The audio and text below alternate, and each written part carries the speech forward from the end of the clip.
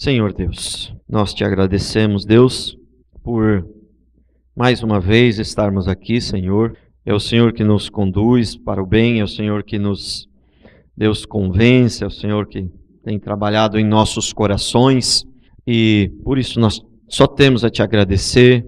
Eu sempre digo que o domingo, todos os dias são bons, mas o domingo é um dia especial na minha vida, porque é o dia de culto, é o dia de servir o Senhor. Todos os dias são dia de servir o Senhor, mas o domingo é mais. A gente vem no culto de manhã, de noite, a gente ora à tarde para o culto da noite, ora de manhã, ora, e a gente vive mais em comunhão com o Senhor, a gente vive mais, a gente cultua mais ao Senhor no domingo. Então, o dia de domingo é um dia especial para nós. Por isso, nós te agradecemos, Deus, em nome de Jesus Cristo. Embora todo dia é dia de cultuar o Senhor, mas o domingo é um dia especial na minha vida. É um dia importante para mim. Eu não vejo a hora que chegue o domingo. Primeiro lugar para cultuar o Senhor. Segundo lugar para ver os irmãos, que eu sempre fico com saudade dos irmãos. Eu te agradeço por esse dia que o Senhor fez e alegremos-nos nele, em nome de Jesus. Amém. Glória a Deus. Aleluias. Irmãos, nós estamos dando sequência à série de mensagens sobre a história da igreja. Hoje é a segunda parte. E eu rapidamente queria dar uma recapitulada na primeira parte, para poder os irmãos que não ouviram, primeira parte, poder entender um pouco, E Jesus, quando ministrava uma palavra, Jesus, quando fazia o milagre da multiplicação de pães, tinha gente adoidado, Quando ele curava, tinha gente seguindo adoidado. Mas a hora que ele pregava uma palavra mais firme, era só os discípulos. Até ponto de determinada ocasião, todo mundo foi embora. E eu até nunca tinha pensado nisso, viu, Ricardo? Eles não devem ter ido embora para casa. Eles foram procurar outro pregador. Você entendeu? Foram procurar os falsos profetas, com certeza. Nunca tinha pensado nisso, viu? Com certeza eles foram procurar os falsos profetas, foram procurar outro pregador. Porque quando a pessoa está buscando, esse aqui não está pregando direito, vamos pegar o outro. E o que acontece? Os que fazem cura, seja ela falsa ou verdadeira, a cura, porque as curas de Jesus eram verdadeiras, mas tem muita cura por aí que são falsas, Seja ela falsa ou verdadeira, vai atrair seguidores. E a palavra verdadeira vai atrair? Vai também, mas atrai menos. Atrai menos. Aqueles que querem buscar a palavra realmente são a minoria. O Senhor já falou isso. Ele já falou isso. O caminho é estreito, E poucos que vão escolher esse caminho. A maioria vai escolher o caminho largo. Está escrito em tantas outras passagens também. Então deixa eu dar uma repassadinha rápida aqui na palavra que eu ministrei na primeira parte. Obviamente eu não podia deixar de falar isso, porque isso aqui é muito importante. Quem começou a igreja? Quem começou a igreja? Para a igreja católica, fundador da igreja cristã é Pedro. É a coisa mais absurda, porque seria o mesmo que dizer que a Fundação Ayrton Senna foi o Piquet que fundou. Essa aqui é a Fundação Ayrton Senna, mas quem foi que fundou? Foi o Piquet. Mas se foi o Piquet, por que ela chama Fundação Ayrton Senna? Vamos ter que mudar o nome, chamar Fundação Nelson Piquet, não é verdade? O nome da igreja é cristã, como é que foi Pedro que fundou, meu Deus? Então, até a minha mensagem começa de João Batista, mas na verdade a igreja começou com Cristo. Mas como os próprios Cristo e os apóstolos também falaram de Cristo, Quando foram escolher o 12º apóstolo lá, eles falaram, vamos escolher alguém que nos acompanha desde Jesus, não, falou desde João Batista, até o dia da ressurreição. Então, João Batista veio como precursor, então não podemos dizer que foi João Batista que fundou a igreja, foi Cristo, mas eu estou incluindo João Batista também na pregação, porque ele veio para anunciar Cristo, E o próprio Cristo e os apóstolos, falavam sempre dele ali como alguém participativo na igreja de Cristo. E João Batista foi o primeiro a morrer por amor a Cristo. Lógico que outros morreram por amor a Cristo lá atrás, mas estou falando assim da história da igreja primitiva. Foi o primeiro a morrer, e ele morreu por amor a Cristo, por ser fiel à palavra. Ele morreu por confrontar o pecado. Ele morreu por confrontar o pecado. Ele não morreu porque ele desobedeceu a ordem, porque ele foi rebelde. Não. Como eu vi alguns pastores até falando isso. que tem que obedecer à autoridade, quer seja boa ou seja má, e que João Batista desobedeceu à autoridade e aí ele morreu. Tudo bem, você vê que tem uma parte de verdade, né? Você tem que obedecer à autoridade, sim, essa parte é verdade. Mas que João Batista, não, João Batista confrontou a autoridade, ele falou, olha, você está, ó rei, você está, não é lícito você estar com essa mulher aí que é do seu irmão, não é lícito, você está em pecado. Então, ele confrontou a autoridade, ele foi fiel à palavra, né? Por isso ele morreu pela sua fidelidade. E então eu vou falar aqui primeiro das grandes perseguições que houve, porque alguns teólogos dizem que houve algumas tréguas, mas outros dizem que não houve trégua. Outros dizem que não houve trégua. Então eu imagino que algumas tréguas pequenas devem ter havido, mas uma trégua pequena, quando alguém, né, não tem ninguém perseguindo, mas tem alguém se preparando lá, isso não dá nem para chamar de trégua. Eu creio que por isso que alguns teólogos falam que houve pequenas tréguas, outros falam que não, que a perseguição foi direto. Mas no aspecto pessoal, né? Mas no aspecto, no nível assim, de todos, né, generalizado, perseguição generalizada, grandes perseguições, assim, na verdade foram 10. A primeira foi no ano de 67, com o imperador Nero, a segunda, depois, não sei se foi exatamente nessa ordem, né, mas a primeira com certeza foi com Nero, no ano de 67, depois 81, foi nessa ordem, sim, 81 o imperador Domiciano, depois 108 o imperador Trajano, 162 com o imperador Marco Aurélio, 192 o imperador Severo, 235 com o imperador Moinho, e não sei se a pronúncia é essa, enfim, né? Ano 249 o imperador Décio, ano 274 o imperador Aureliano, e por último, no ano 303 com o imperador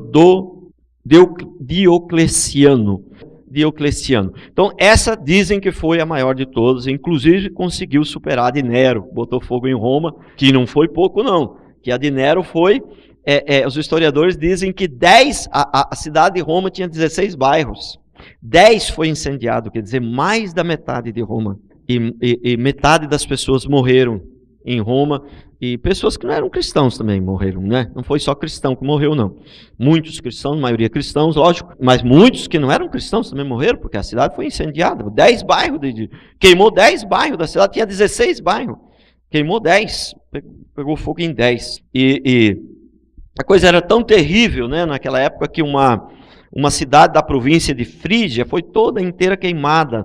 Não vi relato do tamanho dessa cidade, se era grande, se era pequena, mas enfim, uma cidade foi toda queimada. E essa região de Frígia, que era uma província, esse nome até foi extinto, porque foi toda destruída, né? E houve uma ocasião em que os soldados, né, toda uma eu não sei como é que chama, né, se era um pelotão, se era um comando, se era uma tropa, não sei, mas né, 6.066 soldados, né, eles conviveram muito com os cristãos ali, porque estavam se preparando, não sei para que lá, e eles acabaram que depois, quando veio a ordem eu não sei se eles se converteram, não sei o que aconteceu com eles, que veio a ordem para executar cristãos, eles não obedeceram, e o que aconteceu? Morreu 6.066 soldados, mataram todos foram mortos por se recusar a executar os cristãos. Você vê quanto sangue foi derramado, né? A ponto de alguns historiadores dizerem que o sangue no Coliseu teve em determinada ocasião lá, o sangue cobria o tornozelo, né? Para cobrir o tornozelo tinha que ter, acho que no mínimo um palmo de sangue, né? Até o Moi estava falando aqui, poxa, aí um ser humano parece que tem de 6, 7 litros de sangue só, então é gente para dedéu que morreu ali, né? Era muita gente. Então, mas aí nós vamos então passar para o segundo princípio, que esse eu só dei o início, mas antes disso eu queria falar um pouquinho do Coliseu, o Coliseu romano. Irmãos, o Coliseu, não tem como a gente falar da história do cristianismo sem dar uma ênfase aqui nessa história do Coliseu.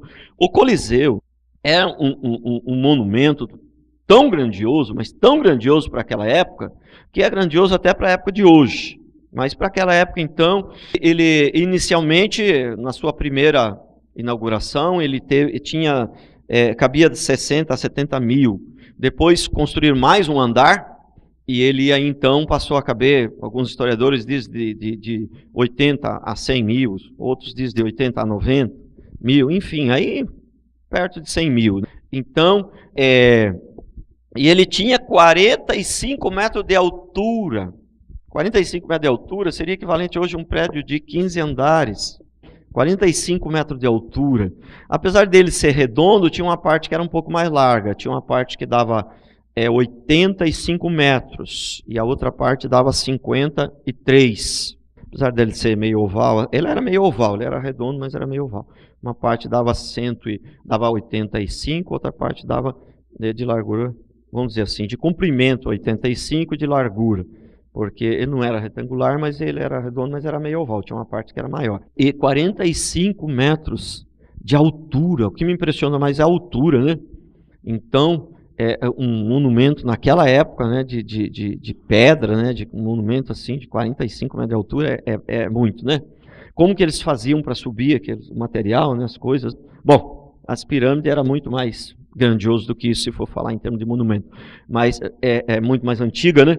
Mas vamos lá. Então, era na verdade, um anfiteatro, né? O Coliseu, um anfiteatro. Diz que o maior do mundo.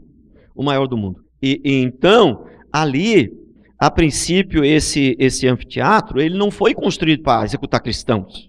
Ele foi construído para os jogos, né, gladiadores, né, para os jogos, para eles eram como os Jogos Olímpicos para nós, né, mas era aquela guerra de gladiadores, um matava o outro, o gladiador matava o animal matava o gladiador, o que já era uma coisa ruim, né, o que já era muito ruim, mas enfim, era menos ruim do que ainda, o que não tem nada ruim que não possa piorar mais um pouco, né, e aí então, os historiadores dizem que no primeiro, na inauguração, né, nos jogos inaugurais, porque foram 10 dias desses eventos inaugurais, foram 10 dias.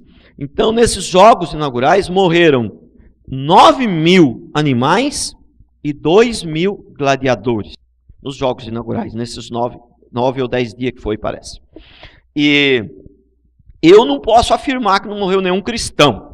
Mas eu, na minha pesquisa, não consegui encontrar, assim, algum dado que tivesse morrido cristão. Então, eu creio que nos jogos no início não morreu cristão, né? Era só animais mesmos e os gladiadores. Mas depois aí, então, começou a ser usado, principalmente, teve uma época que ele só era usado para isso, só não diria, mas era mais para executar cristãos mesmo, era o seu principal o uso era para isso. E esse Coliseu, ele era uma coisa tão grandiosa, que no final aqui do século passado, ele foi determinado aí pela Unesco como um monumento da humanidade, como patrimônio da humanidade. Escolhido aí pela Unesco como patrimônio da humanidade. E agora, em 2007... Agora, há pouco tempo atrás, 10 anos, em 2007 ele foi escolhido como uma das 7 maravilhas do mundo. Uma das 7 maravilhas do mundo. E esses animais que vinham, né, que os gladiadores lutavam ali, que posteriormente depois matavam os cristãos ali, eles eram trazidos da África. Não sei como esse povo gastava tanto e tinha tanta criatividade, né? Eram trazidos da África, escolhidos animais ferozes mesmo. Não eram animais domésticos, né? Não eram animais mansos, animais ferozes mesmo, que vinham da África. Eram leões, leopardos, panteras, cães selvagens, touros, hipopótamo, crocodilos, rinoceronte, elefante, avestruzes. Avestruz também é um animal que mata. Eu nem sabia disso. Sabia que a avestruz era meio brabo. O animal, não sei se o avestruz de antigamente era mais brabo que o de hoje. Então, não sei se eram avestruzes mais selvagens, não sei, né? Mas eu li sobre isso. Então, todos esses animais eram trazidos da África para, inicialmente, ali, lutar com os gladiadores. Depois, então, passou a ser os cristãos. E os principais modos de tortura ali, principal era as feras, né? Os cristãos eram jogados às feras. Esse era o principal. Mas tinha outras modalidades também ali no Coliseu, né? Houve casos da os cristãos ser assados numa grelha, né? Tipo, vivos. Tipo um churrasco. Você põe um bife na grelha para assar, e eles eram assados ali, vivos. Aos pouquinhos, né? Você põe a picanha lá aos pouquinhos para não queimar muito, queimar devagarzinho, ficar mais macia, eles botavam ali. É incrível como tinha tanta criatividade. Mas tinha um outro modelo que também era muito usado, que era a pessoa era puxada com 4 cavalos. 2 amarrava a pessoa, né? Não sei se amarrava um na perna, outro nos braços, ou amarrava para o meio, não sei como é que era. Amarrava a pessoa com cordas, né? E aí 2 cavalos puxavam para lá e 2 para cá. Aí estourava tudo, né? Essa era uma modalidade também muito usada, né? Ali no Coliseu. E também degolados e queimados também, né? Mas parece que uma modalidade bem comum ali era essa de puxar com cavalos. E por mais que os cristãos eles eram muito jogados ali para lutar, se pode dizer, lutar com os leões, né, com os animais, porque eles nunca venciam, né? Eles sempre perdiam, né? Como é que você vai vencer um leão? Não era um só, eram vários animais, né? Como é que você vai vencer?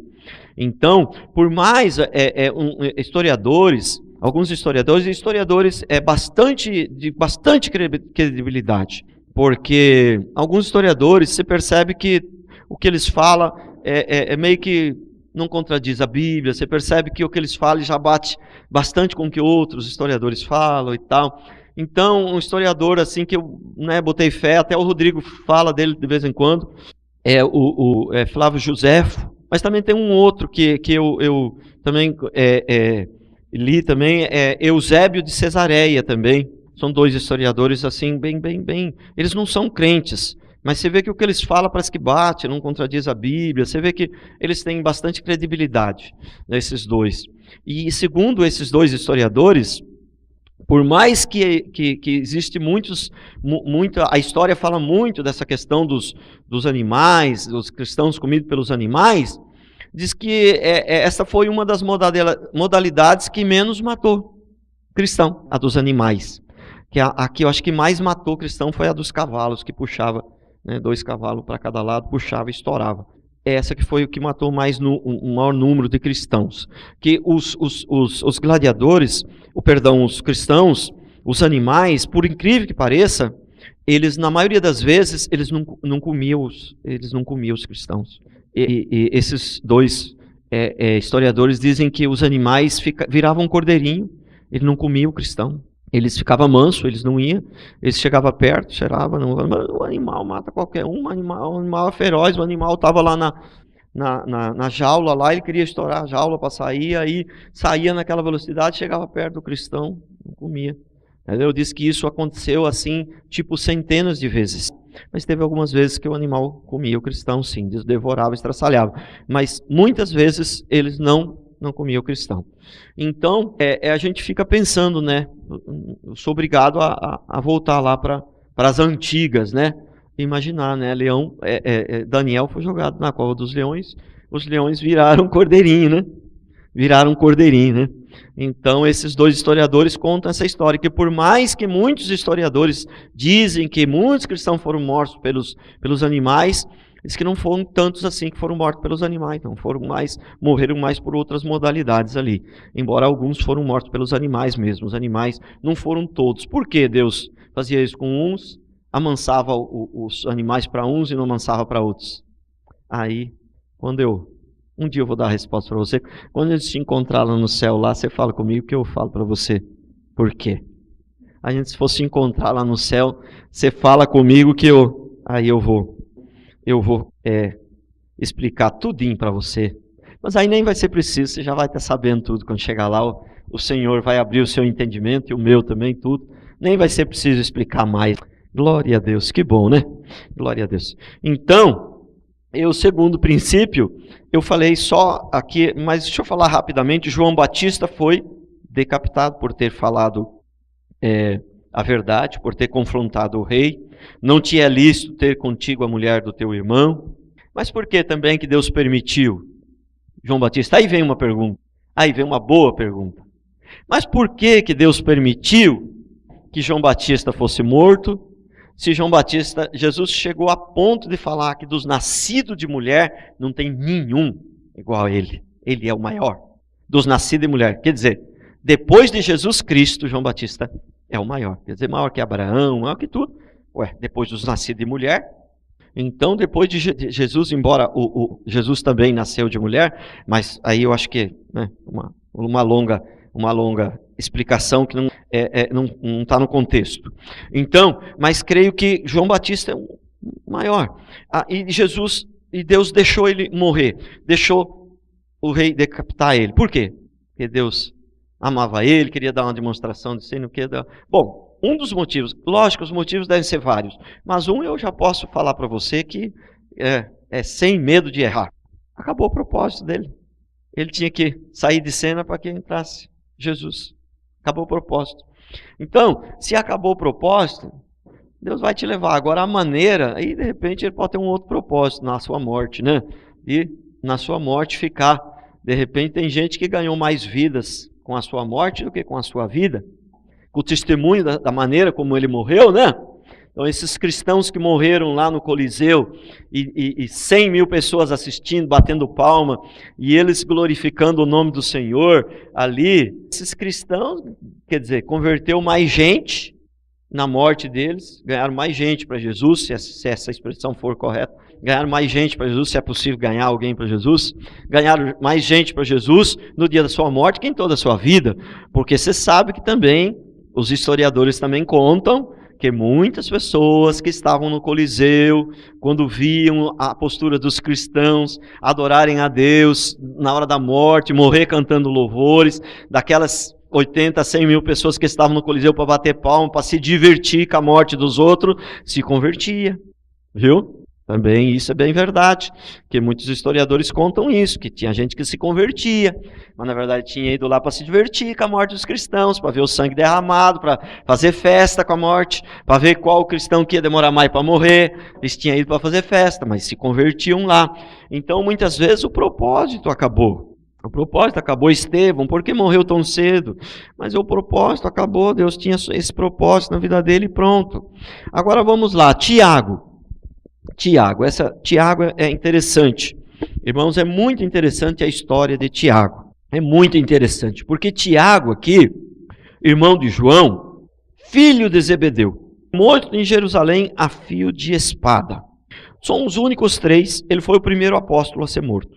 O primeiro a ser decapitado foi João Batista, né? Depois foi Estevão, mas apóstolo foi o primeiro, foi Tiago.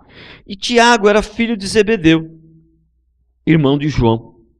E acredite você, Tiago é filho daquela mulher que chegou, um dos evangelhos, né? Mateus fala que a mulher chegou para Jesus e falou, posso te fazer um pedido? Jesus, pode.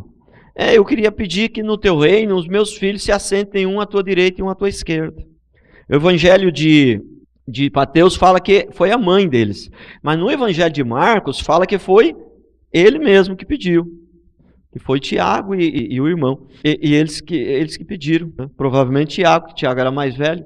Então, aí um evangelista viu uma coisa, outro viu outra, deve ter sido os dois, talvez ela pediu e eles pediram também, né? Porque um evangelista viu uma coisa, outro viu outra, que muitas vezes a gente vê, tem alguns evangelhos que falam às vezes uma coisa e o outro evangelho fala um pouquinho diferente. Mas não está um contradizendo o outro. É que às vezes um viu uma parte, o outro viu a outra parte. Um está contando o que ele viu, o outro está contando o que ele viu. Talvez um evangelista viu a mãe fazer esse pedido, o outro evangelista talvez viu eles próprios fazendo esse pedido. E qual foi a resposta de Jesus?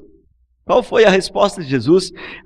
Mas para vocês, para vocês se assentar um à direita, um à minha esquerda, primeiro que isso não depende de mim. Isso depende do Pai. Segundo, que é o seguinte, vocês vão ter que beber o mesmo cálice que eu. E aí vocês podem, por acaso, vocês estão prontos para beber o mesmo cálice? Sabe qual foi a resposta deles? Sim, nós estamos prontos. Tanto a resposta da mãe quanto a resposta deles. Sim, nós estamos prontos. Mas vocês não sabem o que vocês estão pedindo. Não, a gente sabe sim, a gente está pronto. Está pronto para beber o mesmo cálice. Sabe qual que era o cálice? Era a morte E, coincidência ou não, que eu não acredito em coincidência nessas horas, sabe o que aconteceu? Sabe quem foi o primeiro a ser martirizado, ser morto a fio de espada? Tiago. Olha que coisa. Bebeu do mesmo cálice. Ele falou que estava disposto. Por isso, irmão, falo para você, toma cuidado, pedir as coisas para Deus e orar, falar para Deus, não, pode botar eu que eu vou. Toma cuidado, para ver se você está disposto aí mesmo. Porque, olha, não, estou disposto a beber do mesmo cálice. Ó, bebeu do mesmo cálice. Será? Provavelmente vai se assentar à direita de Deus mesmo lá, de Jesus lá. Glória a Deus. Viu que coisa tremenda? Então, parece, não é coincidência isso, realmente era propósito de Deus, estava no propósito de Deus, por isso que, então o que acontece? Tem gente hoje aí dizendo que é apóstolo, né? Aliás, eu vou pregar aqui uma longa mensagem, vai ter, eu acho que umas 3 mensagens aqui sobre os apóstolos, sobre os verdadeiros e sobre os falsos. E sempre houve falsos apóstolos. Eu vou provar na Bíblia que sempre houve falsos apóstolos, desde o tempo de Jesus até hoje, né? Aliás, no tempo de Jesus tinha os falsos e os verdadeiros, hoje só tem falso. Esse é que é o pior, só tem falsos. E o mais grave, você pensa que hoje, os cristãos, os evangélicos, que entendem que esses apóstolos aí são falsos, eles, na sua grande maioria, eles acham assim, eles são falsos, tadinho, mas é que eles não têm muito entendimento, mas, sabe, vamos respeitar porque Deus tem misericórdia deles. Mas naquele tempo de Jesus não era assim não, não era assim não. Era o que era verdadeiro, o que era falso era filho do diabo, eles falavam. Então, se nós seguirmos esse caminho, não é eu que estou falando não, se nós seguirmos esse nível de pregação, os apóstolos são tudo filho do diabo. Não é eu que estou falando não. É o que eu estou falando, se formos seguir, né, o mesmo princípio ali da pregação dos falsos, que Jesus e os apóstolos verdadeiros falavam dos apóstolos falsos da época. Entendeu? Então eu creio que os apóstolos falsos da época e os apóstolos falsos de hoje não são diferentes, eu creio que são filhos do mesmo pai. O que é grave, é forte, chega a ser assim assustador. Entendeu? Chega a ser um negócio que arrepia a gente falar. Embora eu não sou muito de me arrepiar por qualquer coisa. Mas isso é chocante. Mas vamos lá. Por enquanto nós não chegamos na mensagem lá sobre os verdadeiros e os falsos apóstolos. Então, agora aqui uma mensagem para os católicos. Né, os católicos. E para os evangélicos também, é lógico. Então, o que acontece? Os católicos, eu ouvi inclusive nessa minha pesquisa, uns 2 católicos, padres, falando que como que Tiago é irmão de Jesus, se a Bíblia diz que ele é filho de Zebedeu. A Bíblia diz que Tiago é filho de Zebedeu. Então, como que os crentes, os protestantes eles falam, né? Como que os protestantes falam que Tiago é filho, irmão de Jesus, se ele é filho de Zebedeu? Então, quando a Bíblia diz que Tiago é irmão de Jesus, é irmão no sentido espiritual, não é irmão de sangue, porque ele é filho de Zebedeu. Eles falam, os protestantes não sabem nada e tal, papapá. Então eu queria dizer aos católicos, né, que eu amo os católicos, não tenho nada contra ninguém, mas eu queria dizer a eles que se eles não conhecerem a Bíblia, não seguirem a Bíblia, essa palavra vai para a rádio, muitos vão ouvir, se eles não conhecerem a Bíblia, não estudarem a Bíblia a fundo, eles vão todos para o inferno. Se eles não saírem da idolatria, do homossexualismo, e se eles não estudarem a Bíblia, não se arrependerem dos seus pecados, eles vão todos para o inferno, porque eles não conhecem a Bíblia. E os padres também não conhecem a Bíblia, porque eles acham que só tem um Tiago, mas só que são 3 Tiagos. Lógico, tem muito mais Tiago, né? Naquela época o nome Tiago era um nome comum e é comum até hoje, mas em especial aqui nesse contexto, nós temos 3 Tiagos. Então, primeiro nós temos o Tiago, filho de Zebedeu, que é esse que nós falamos, Tiago, filho de Zebedeu. Então, que era o apóstolo. Nós temos esse daí, que é o primeiro. Depois nós temos Tiago, filho de Alfeu. E esse Tiago, filho de Zebedeu, o apóstolo, ele morreu a fio de espada. Depois nós temos o Tiago, filho de Alfeu, que morreu com uma martelada na cabeça e apedrejado até a morte. E depois nós temos o Tiago, que era também conhecido como o justo, que é o irmão de Jesus, que a Bíblia não está escrito que é filho de José, mas é o irmão de Jesus. É meio irmão de Jesus, vamos dizer assim, porque esse então é filho de José mesmo. E Jesus é filho de Maria, mas José era seu padrasto, vamos dizer assim. Então, tem esse Tiago. Então, são 3 Tiago. Então, não tem essa história que os católicos dizem que Tiago não podia ser irmão de Jesus porque ele era filho de Zebedeu. Então, não tem. Então, o Tiago é irmão de Jesus, é outro Tiago, e não é o apóstolo, é um outro Tiago, e esse Tiago, irmão de Jesus, é o que escreveu a carta de Tiago. Lá perto de Apocalipse não tem uma carta? Tiago. Esse é o que escreveu aquela carta, e a morte dele foi diferente. Veja bem, o primeiro Tiago, filho de Zebedeu, morreu a fio de espada, foi decapitado. O segundo Tiago, filho de Alfeu, morreu com uma martelada na cabeça, apedrejado até a morte. E o terceiro Tiago, que é o justo, não existe ser 1, 2, 3. Eu estou botando aqui, irmãos. Então, Tiago, o justo, é o irmão de Jesus, que escreveu a carta de Tiago, e a morte dele, ele foi jogado do pináculo, jogado de lá de cima para baixo, espancado até a morte. Se é que é possível ser jogado lá do pináculo e não morrer na hora, né? Não sei. Mas aí a história diz que ele foi espancado até a morte. Mas provavelmente, na hora que ele caiu de lá, já estava, porque aquilo era alto, viu? Eu não sei quantos metros tinha, mas era bem alto. Então, embora essas quedas, tem gente que cai de prédio aí de não sei quantos andares, não morre, talvez ele não tivesse morrido. É verdade. Então, estamos falando aqui do sofrimento, né, da morte dos discípulos, dos apóstolos. Então, Bartolomeu é aquilo que eu falei, que às vezes um conta uma coisa e outro conta outra. Então, Bartolomeu, ele morreu na Índia. Isso é certo, todos os historiadores concordam. Agora, a maneira da sua morte, alguns historiadores dizem que tiraram a sua pele. Ele foi, tirar a pele, igual você tira da ovelha, você vai lá e tira a pele. No interior a gente matava a ovelha, tirava a pele, mas matava ela primeiro. Eles tiravam a pele, tirou a pele dele com ele vivo. Foi tirada a sua pele. Já pensou tirar a pele de uma pessoa viva? Tiraram a sua pele, um historiador. Outros falam que ele foi crucificado de cabeça para baixo, e outros falam que ele foi amarrado dentro de um saco lançado ao mar. A minha opinião é que aconteceu as 3 coisas com ele. Essa é só a minha opinião. Que aconteceu as 3 coisas com ele. Ele foi tirado a pele, crucificado de cabeça para baixo, depois foi jogado, foi amarrado num saco, jogado ao mar. Por que é a minha opinião? Se cada historiador conta uma coisa, é porque às vezes um viu uma parte, o outro viu a outra parte, e o outro ele viu a outra parte. Porque isso não era feito assim, geralmente, no momento, isso não levava 15 minutos. E às vezes não era feito tudo no mesmo lugar, né? Tirou a pele no lugar, né? Então um historiador viu uma parte, essa é só a minha opinião. Porque nesse caso desse homem, existe essas divergências aí entre os historiadores. Mas na maioria deles aqui, tem outros aqui também que tem pequenas divergências, mas a maior divergência é nesse daí. Talvez porque ele morreu na Índia, né? Distante, né? Talvez seja por isso. Então, mas os outros, a maioria é unânime, né? Matias foi decapitado. André foi crucificado numa cruz em forma de X. Barnabé foi apedrejado e queimado vivo.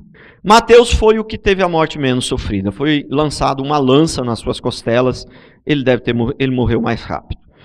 Só diz que os historiadores dizem que foi uma lança nas suas costelas e não conta mais nada, então ele deve ter morrido ali mesmo. Com essa lança deve ter acertado algum membro vital e ele deve ter morrido ali, porque só fala isso, não conta mais nada. Lucas foi o que sofreu menos. Foi Mateus. Lucas foi pendurado em uma oliveira, torturado até a morte. E Simão, o Zelote, foi crucificado também. Então, irmãos, e Tomé, o incrédulo. Irmãos, veja bem, você sabe que é uma maior heresia que existe chamar Tomé de incrédulo, né? O homem foi apóstolo, o homem foi queimado vivo por não negar a Jesus, pela sua fé, pelo seu amor a Jesus. Foi lançado numa fornalha, chamado de apóstolo. Não tem de incrédulo, não tem heresia maior que essa, né? Mas o que acontece? Ele teve um momento de incredulidade ali, ou vamos dizer assim, ele era o que tinha menos fé do que os outros, né? Mas não é ele que tinha pouca fé, eram os outros que tinham muita fé, então.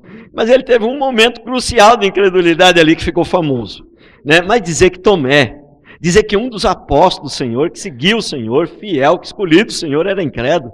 Mas ele, nesse momento de incredulidade, ele pegou essa fama. Mas, irmãos, esse era com certeza tão grande homem de Deus, tanto quanto os outros aqui.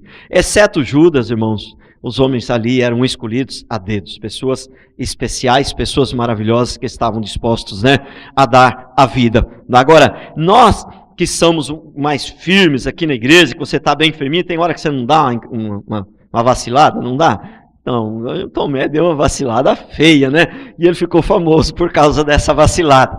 Mas era um grande homem de Deus, com certeza. Nós aqui, com certeza, não somos dignos, acho que nem de lavar os pés de Tomé, de nenhum dos apóstolos, de nenhum deles, exceto Judas, que era o filho da perdição.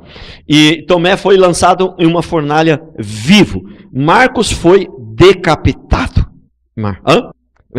Marcos foi despedaçado, melhor dizendo, é isso mesmo. Marcos foi despedaçado. Não vi como foi essa maneira de ser despedaçado, mas diz que foi despedaçado. Quer dizer, se a gente for estudar mais, né, porque eu estudei e tal, mas se for estudar mais, de repente deve encontrar algum historiador que explica como foi essa maneira de despedaçar. Aí, quanto mais você estuda, irmão, mais você aprende.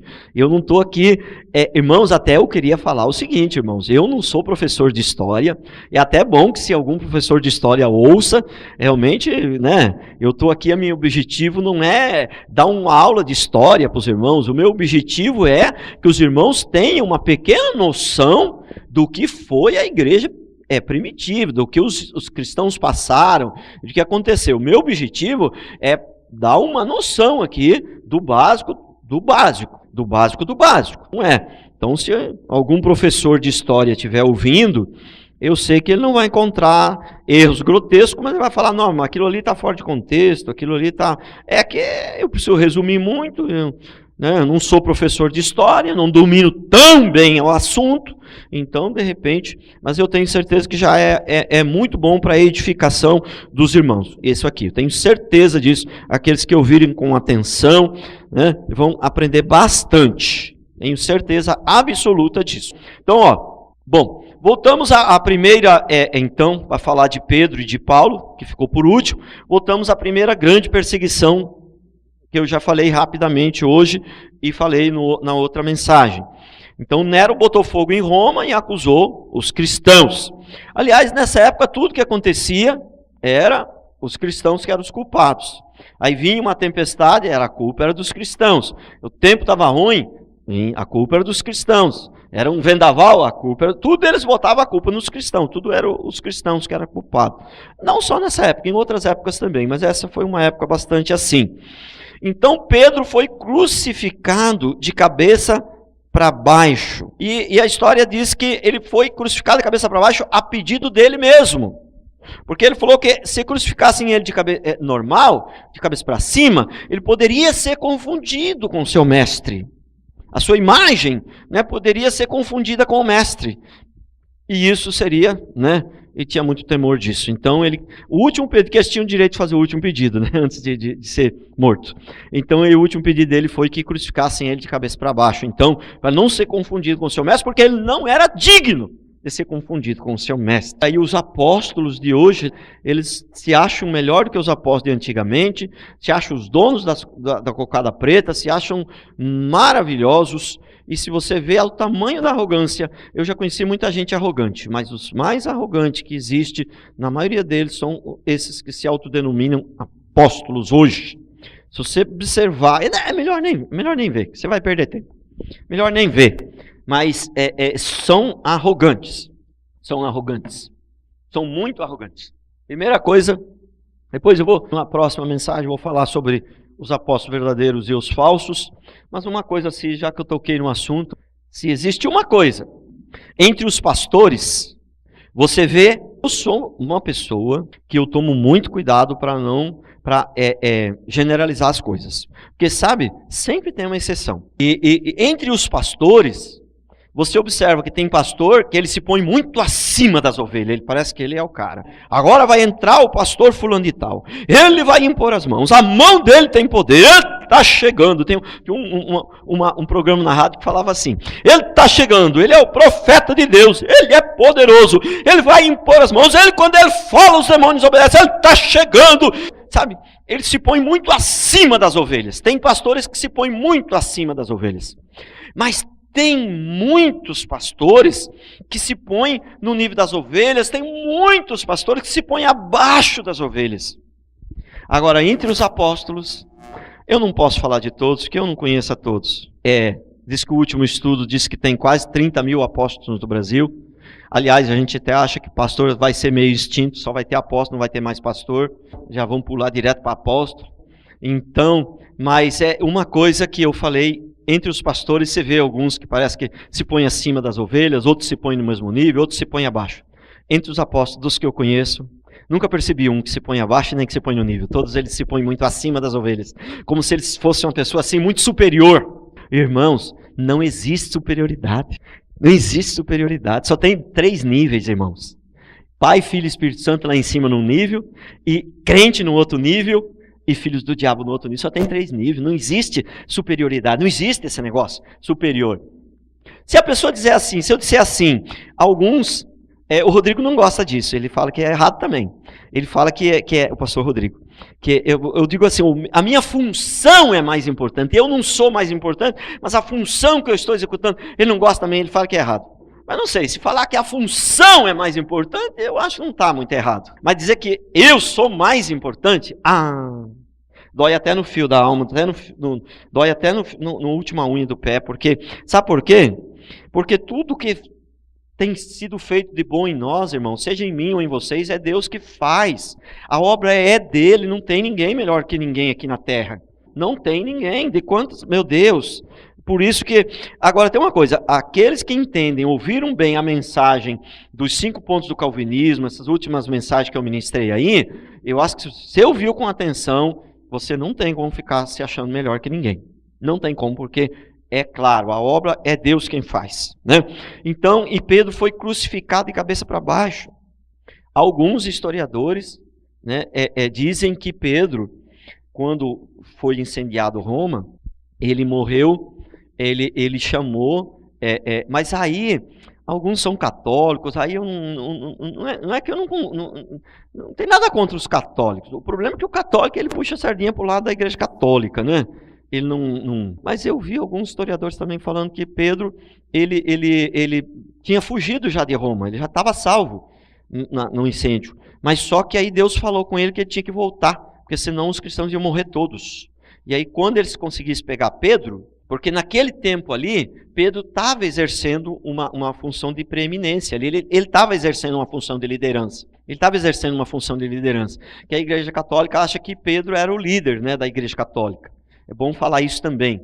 Ela acha que Pedro era o líder. Na verdade, Pedro não era o líder. Jesus nunca pôs um como líder ali. Nunca deixou transparecer que esse aqui, pelo contrário, ele sempre fazia questão de mostrar que eles eram todos iguais. E aí quem é o maior? Quem é o maior é aquele que vai servir mais. É aquele que vai servir mais, que é o maior. Então, houve alguns apóstolos, alguns dos apóstolos, houve um período em que era mais um, houve um período em que era mais. Então eu creio que talvez, se isso for verdade, né, que Pedro voltou e se entregou para poder salvar o resto dos cristãos, se isso for verdade, que eu não sei se é verdade, se isso for verdade, talvez naquele período Pedro estivesse exercendo uma função de preeminência. Ali talvez estivesse exercendo ali uma função de liderança ali.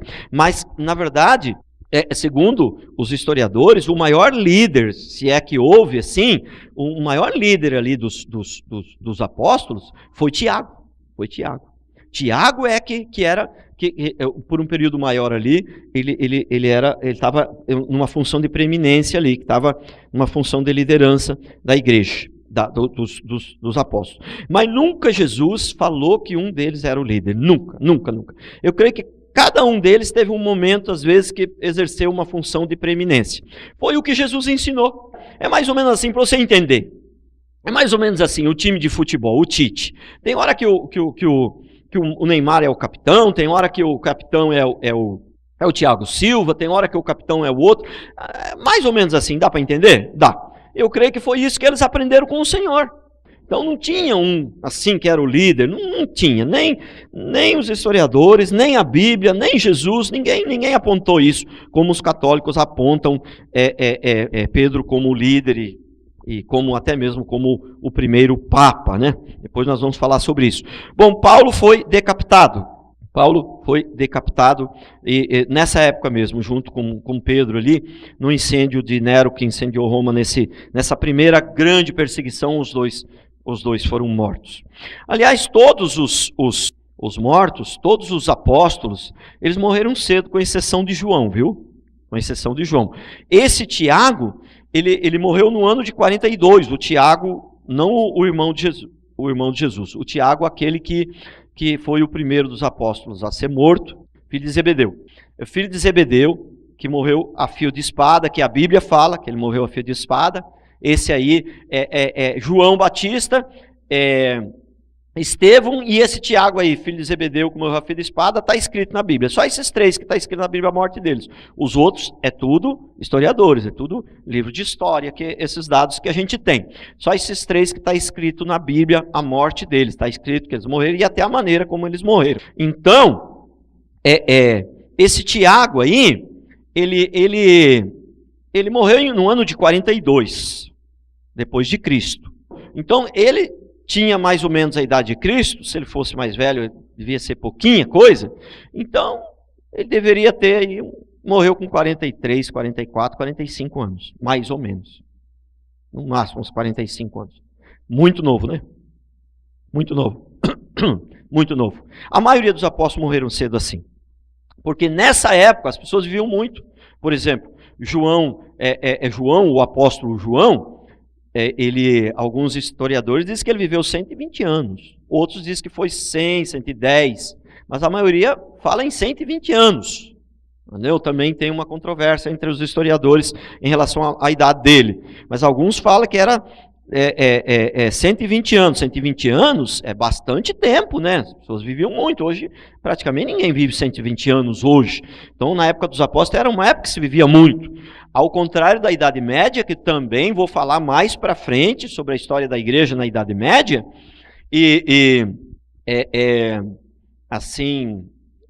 uma pessoa também que é bastante confiável, um tal de Rodrigo Silva, a igreja que ele não é confiável, mas ele, como ele não é muito crente, parece, ele é mais historiador, mais arqueólogo, então parece que ele é um pouco neutro. Então esse rapaz aí, ele falou que... Então esse Rodrigo aí, eu tenho bastante confiança nas histórias dele, porque ele é meio neutro, ele parece que é da igreja lá, mas parece que não é muito crente, ele é mais historiador mesmo e arqueólogo. Então ele fala que na Idade Média, na classe pobre, porque na Idade Média tinha uma diferença muito grande entre o rico e o pobre, maior que hoje. Se você acha que hoje a diferença é grande, você não faz ideia de como era na época. Na classe pobre, quem vivia mais vivia 35 anos. E as moças com 17 anos, elas já tinham em média 4 filhos, já tinham uma aparência de 40. Aí se você acha que hoje está difícil, e quando você tiver com vontade de reclamar de Deus, porque as coisas estão difíceis, você se lembra da Idade Média, viu, irmãozinho? Você, quando não tem a chapinha, não pôde fazer a chapinha, o marido não deu dinheiro para fazer a chapinha, o marido não deu dinheiro para fazer a progressiva, então você se lembre que na Idade Média, o negócio era feio antes de reclamar com Deus. Prestou atenção? O negócio era feio. Quem vivia 35 anos, e isso, lógico, na classe pobre. A classe dos mais ricos lá, lógico que vivia mais. Na classe pobre, quem vivia até 35 anos, vivia muito. 35 anos, irmãos! Matusalém viveu 900. Senhor da glória. Deus amado. Então, mas João foi...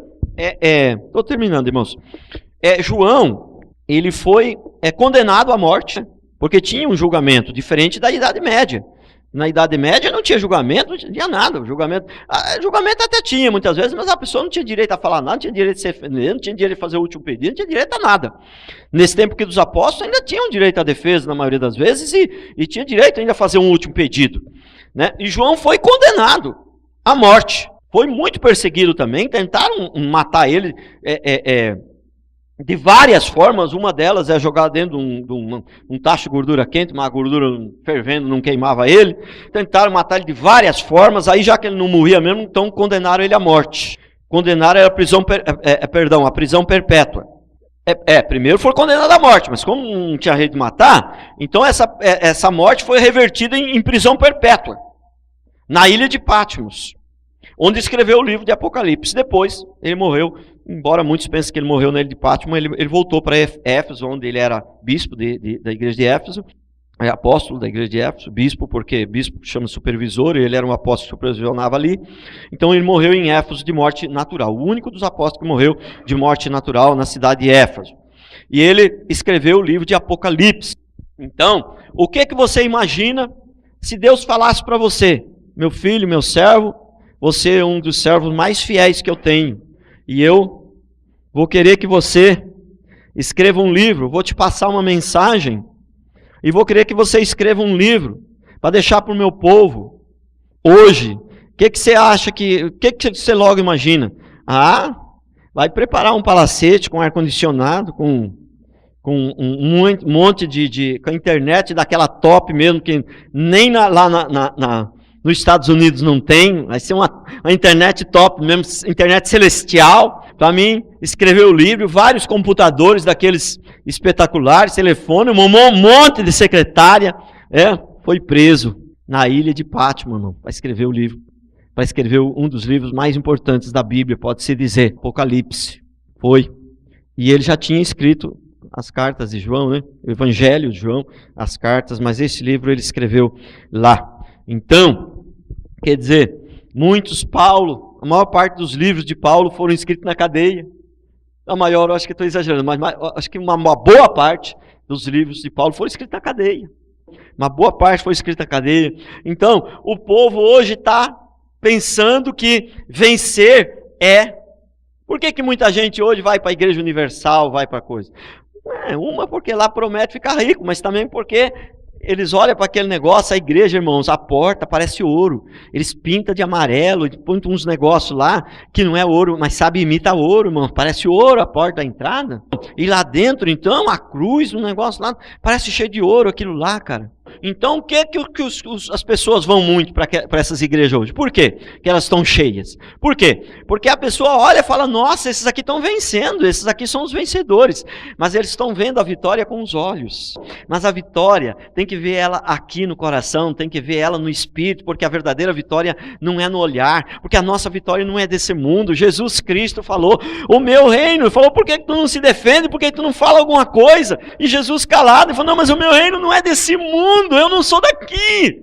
Meu reino não é desse mundo. Se o meu reino fosse desse mundo, eu dava uma ordem, um monte de anjos vinham, entendeu? Lutar por mim, mas o meu reino não é desse mundo. Então a nossa vitória não é nesse mundo. Nós viemos aqui para entregar a nossa vida nesse mundo, para morrer nesse mundo, para nos entregar a Deus e sofrer e padecer nesse mundo, para vencer e ir para lá. Mas as pessoas estão vendo vitória nesse mundo, meu Deus do céu. Vão ficar nele, vão ficar por aqui mesmo. Vão ficar por aqui mesmo. Estão vencendo. Mas será que não entendem que se a gente for ter essa visão, então João Batista foi o maior dos derrotados. Jesus Cristo foi derrotado então. Os apóstolos todos morreram na miséria. Miséria não, porque isso não dá para se chamar de miséria. Mas se for numa visão natural, o que esse povo aí entende por riqueza e miséria, os apóstolos morreram na miséria então. Abandonados, Paulo até abandonado, até pelos cristãos, até pelos irmãos. A carta dele fala, abandonado até pelos cristãos, até pelos irmãos em Cristo. Só Deus que não abandonou ele. Então, o que é servir a Cristo? Se nós estudarmos direito a história da igreja e o Espírito Santo trouxer a luz, nos der entendimento, irmão, sabe? Se você vem na igreja de vez em quando, não tem muito compromisso, você vai ter vergonha de ser chamado de cristão, porque eu quase tenho vergonha de me chamar de crente quando eu vejo essas coisas. E não é que eu seja melhor que vocês, acabei de falar que todos nós somos iguais. Sim, mas né, falando numa visão natural, pelo menos, quando chegar lá na glória, eu não sei se eu vou estar numa posição melhor que os irmãos. De repente, Deus é que conhece o coração. Mas estou falando, pelo menos aqui, aparentemente, né, o pastor vem no culto 3 vezes por semana, prega, vai, faz isso, faz aquilo, né?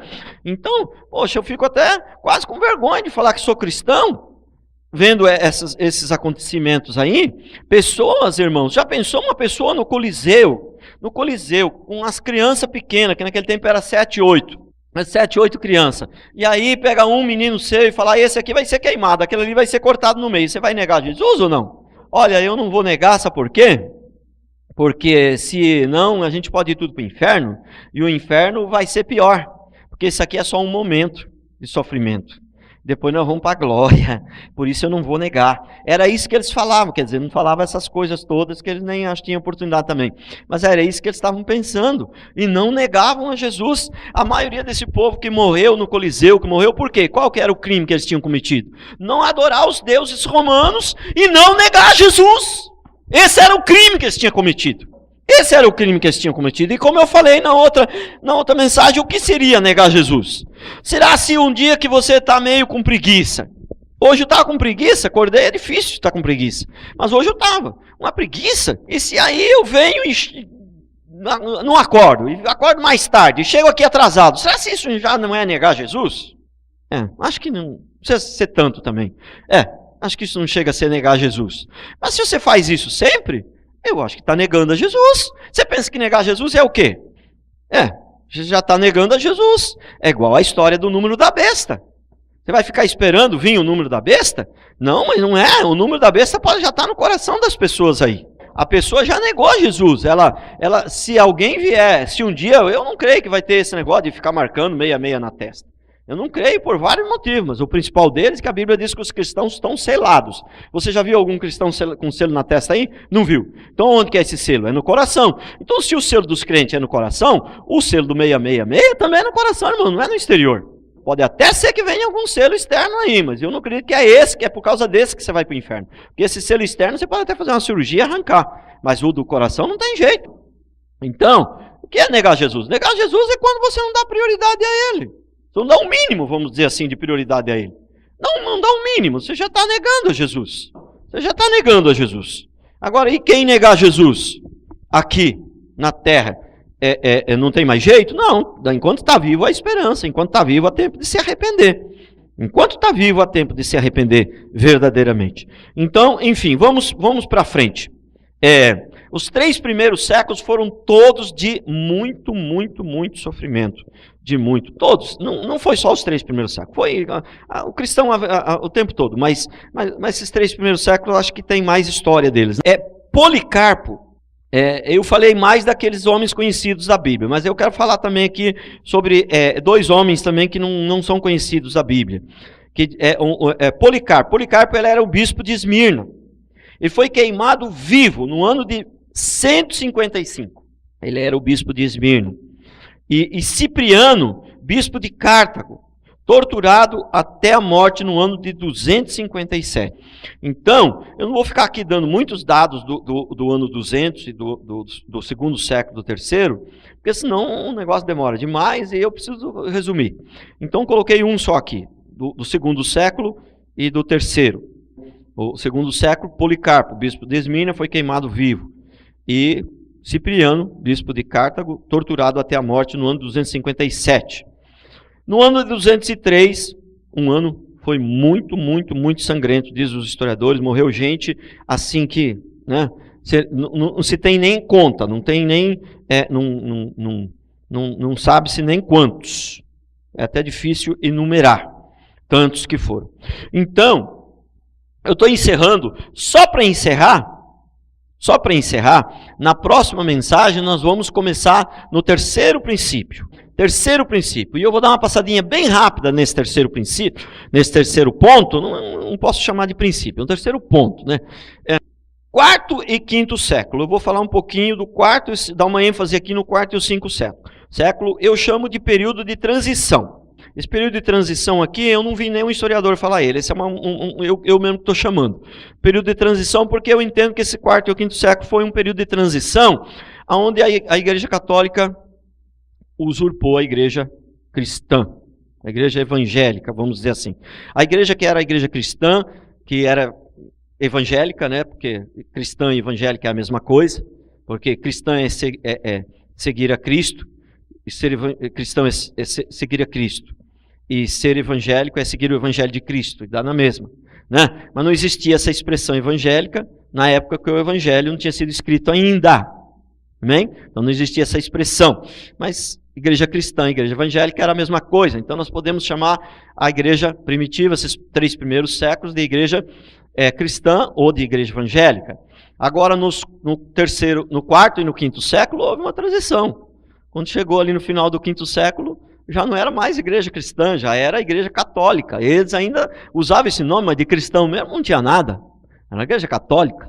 Então, para quem não sabe, quem sempre fazia a pergunta, ele perguntou, mas como surgiu a Igreja Católica? Aqui eu vou explicar direitinho, então, já deu uma passadinha rápida aqui, mas vou explicar como é que surgiu. Então, quem fundou, ninguém fundou, né? Quem fundou, por isso que quando eles falam, veja que toda mentira tem um fundo de verdade, né? Quando eles falam que a primeira igreja é a deles, que a igreja cristã é a deles e tal, tem um fundo de verdade, né? Porque ninguém fundou, né? Eles se apossaram, né? Da igreja que era de Cristo, né? Tem palavras que não são muito apropriadas, né? Não, então eles se apossaram da palavra, tomaram posse da palavra. Então, só para dar uma repassada aqui, né? Com o imperador Constantino, no ano 312, 4º século, né? Você sabe que o 4º século, né, de 300 a 400 é o 4º século. Então, no 4º século, no ano 312, então o imperador Constantino se converteu, diz que se converteu, não converteu coisa nenhuma, mas ele se converteu, não sei, talvez ele pense que se converteu também, tal, não sei. No ano 313, eu vou falar sobre o Edito de Milão, e depois o Concílio de Nicéia, e depois, aí por diante, Constantino não se converteu porque ele só se batizou no final da sua vida, e ele dava 2 túnicas, e 20 moedas para quem quisesse se batizar. E ele mesmo não se batizava, só foi se batizar no final da sua vida. Então, vou contar essa história toda, então, e vou falar sobre essa transição aí. E por hoje é só, então, vamos fazer uma oração